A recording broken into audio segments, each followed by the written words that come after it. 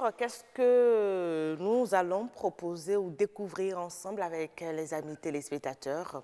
C'est une image que nous a proposé les chefs d'édition, que nous ont proposé les chefs d'édition, en l'occurrence Agnès Bello. Oui. Et vous voyez là une femme qui est apparemment fâchée là.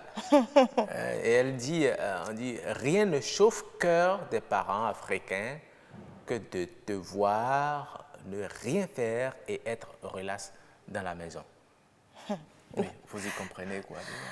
Oh, en tant que parent, quand votre enfant, qui en temps normal à l'âge de pouvoir se prendre en charge, est déjà ou continue d'être avec les parents, ça fait un problème. Oui. D'accord? Et le voir encore là, à la maison, s'en sortir et aller chercher... Et aller chercher le petit pain, et en plus de cela, il est encore relax. Ouais. Là, je crois qu'il y a de quoi vraiment mettre en boule les parents. Ouais. Donc, effectivement. En fait, on comprend par là que c'est une exhortation à sortir de la maison et aller travailler également. Il ne sert à rien de rester là, à penser à l'héritage ou bien au bien que les parents vous ont laissé. Ce sont les parents, eux, ils ont fait leur part. À vous aussi d'aller travailler pour véritablement construire votre vie. Il ne sert à rien de rester les bras croisés à la maison. D'être relax, c'est embêtant, surtout pour les parents, de voir leur enfant comme ça, parce que tous parents rêvent quand même de voir aussi leur progéniture prendre la succession, pouvoir, parce que les parents, quand ils ont fini de travailler, le retour, le feedback, il revient aux enfants. Quand ces derniers vont prendre de l'âge, il revient quand même aux enfants de pouvoir prendre soin de leurs parents. Et quand vous ne faites rien, ça pose un grand problème. N'est-ce pas, Orojo? Oui, vraiment, effectivement, c'est la même chose. Quand je prends ma culture au niveau des Peuls, c'est même impossible que vous atteigniez un certain âge et que vous soyez encore avec les parents et surtout être relax. C'est impossible. C'est impossible. Quel âge vous pensez qu'on doit pouvoir quitter quand même les parents, même quand on ne fait rien? À quel âge selon vous? Il viendra nous le dire après. Ça va faire partie de l'autre débat.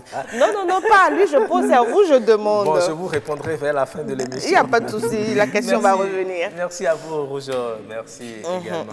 Nous allons enchaîner tout de suite avec l'instant éco. Et aujourd'hui, nous allons parler des agrumes, en l'occurrence les oranges Karamat. Oui, on va parler des oranges, l'oranger qui est une espèce d'arbuste fruitier et qui est cultivé dans les régions chaudes comme les pays de la Méditerranée par exemple. Il faut dire que les fruits des orangers sont appelés les oranges tout simplement et nous en avons ici au Bénin. Il faut dire que les pays qui détiennent le flambeau de la culture d'oranges dans le monde, il y a d'abord le Brésil, ensuite vient les États-Unis et ils ont pu quand même à ces deux pays, ces deux grands États, ont pu récolter en 2013 près ou plus de 25 millions de tonnes. Et pendant ce temps, puisque nous sommes au Bénin, on va s'intéresser un peu à ce produit-là par rapport à notre pays, le Bénin.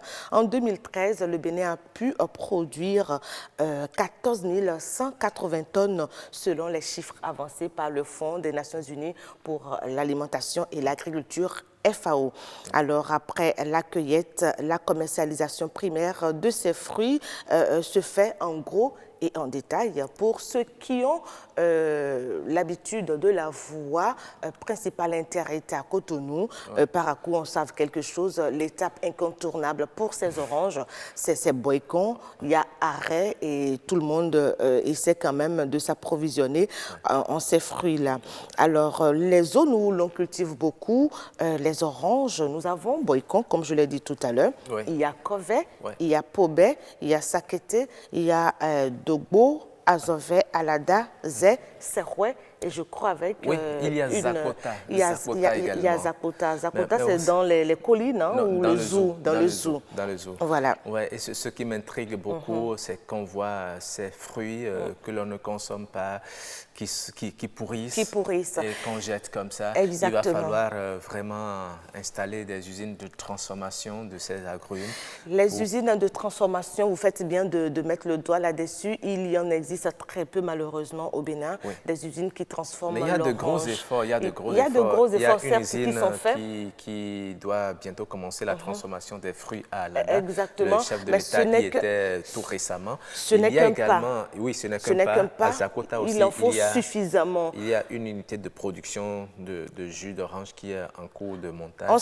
On salue les initiatives et tout ça, on salue, on remercie beaucoup, mais l'idéal serait quand même d'avoir des unités de production, Absolument. ou tout au moins une dans toutes les zones de production. Ça permet de limiter quoi? De limiter les pertes post-récolte et donc de permettre à ces producteurs de jouir de leurs efforts et à la nation de pouvoir engranger d'énormes ressources.